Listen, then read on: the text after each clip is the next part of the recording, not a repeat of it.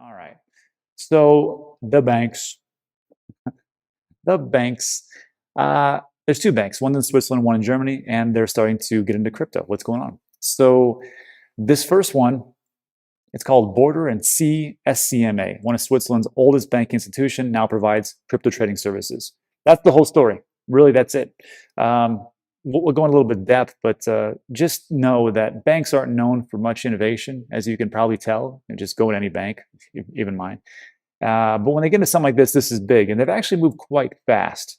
And there was an article rolled out by Alex Mascioli, and this was months ago when Brian Brooks, the OCC, had said that banks would be allowed to custody, and he's like, they're not going to jump into that, and they didn't for a while. But I mean, here we are. So Bordier says it's partnering with Signum Bank to incorporate its B2B, business-to-business banking platform into the firm's infrastructure. This allows Bordier clients to buy, hold, and trade crypto assets on an execution-only basis, which means that Signum will only provide a platform for trading and storing crypto and will not offer financial advice to clients. That's great because they give bad advice anyhow. I mean, if you look at JP Morgan, they just came out and said, hey, maybe you guys should put in 1% into your portfolio. And you're like, geez, thanks. Wish that you would have told us about that, I don't know, 3 years ago.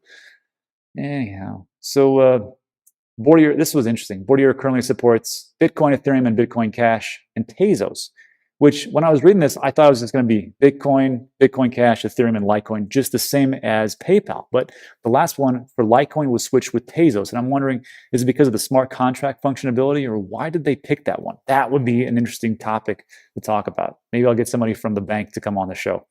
Doubt it. And to finish up, it says, we have seen increasing demand from our clients to diversify. Oh, sorry. This is why this is done. This wasn't done because they're like, this is a good idea. This just goes back to what I was talking about. You have clients, and these clients want something, and you give them that thing. It's a simple, like I said, very simple thing. This is what the bank did. It said, hey, you guys want crypto? We'll make it happen. And they have crypto. And that's pretty much the whole statement right there.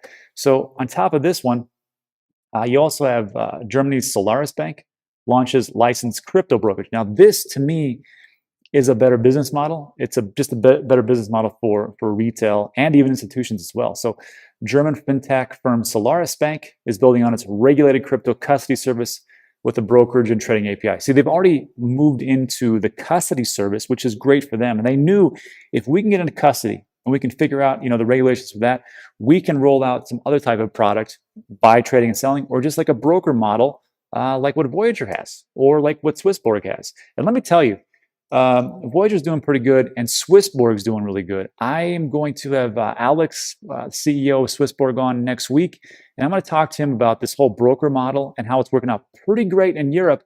And I was actually thinking about this today. I was thinking out loud. I thought, you know what? 2017 was like the year of the ICO. Tons of ICOs, right? And then 2018 was just a huge dip. And 2019 was the year of the reset. And 2020 was like the whole halving thing. I'm starting to think that 2021, which was supposed to be the year of DeFi, and I think it still is really, it could be the year of the DeFi, NFT, and utility tokens or brokerage tokens, because you see things like Binance Coin going crazy, OKB, Huobi token, Voyager token, Swissborg is making moves, and now we have another brokerage who's coming in. Now, granted, they may or may not be a token, but I just thought to myself, I'm like, the big winners right now really like the tokens that actually do stuff, like a utility token. Just food for thought. Anyhow, Solaris Bank, which provides Samsung, among other companies, with a range of APIs for digital banking and payments, announced Thursday it will offer fiat to crypto trading and instant settlement from within its custody solution. So these guys already know what's going on.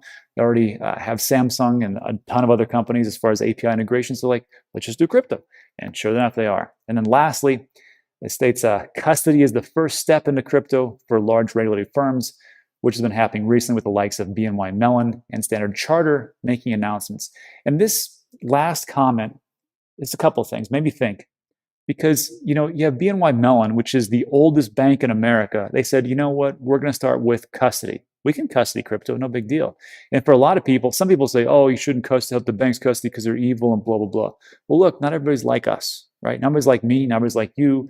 And they want to go and figure out a ledger or a Tezor and sit down and hopefully write down the mnemonic phrase and not lose it. And then deal with, the 5 kids and the 2 jobs and the social life and everything else. Like, you know what, I don't care.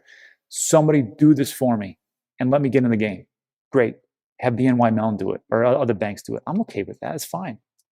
But if you look at what this article has talked about, I said, look, BNY Mellon's getting into it. The German bank, Swiss bank. I think as we start to see more banks just put their toes in the water and they say, hey, let's do a little custody. Now let's do a little trading. Let's do a little brokerage. And before you know it, the banks, which I thought were going to get blockbustered, come around. They got a whole new bag. They got a whole new repertoire of what they could actually do. And it just makes sense for them because, look, we're moving this way. Unless they like it or not, these are the things that are going to move everything forward. And if you're not involved right now, I think it's a mistake. So you watching this video right now, you are super early. And I've always said this. People say, oh, I'm late. You're not late. Go on the street and talk to anybody. Do you know what Bitcoin is? Yeah, some will probably say yes. Do you know what Ethereum is? Do you know what Cardano is? Do you know what XRP is? Do you know what Tomato Coin is? They have no idea what you're talking about, especially Tomato Coin. So like, to talk about this and these banks just getting in here, you are super early. Can you imagine what's gonna be like in 5 years? I don't know either. Anyhow, that's it for today. So, hey, if you made it all the way to the end, thanks for watching. I appreciate it. If you liked the video, give it a thumbs up. Also, things we talk about are time sensitive, so hit the subscribe button. I'll let you know what's going on. And also, I'll link 2 more videos on the left and right so you can watch something that you might be interested in. All right, that's it for today. Thanks so much. See you on the next one.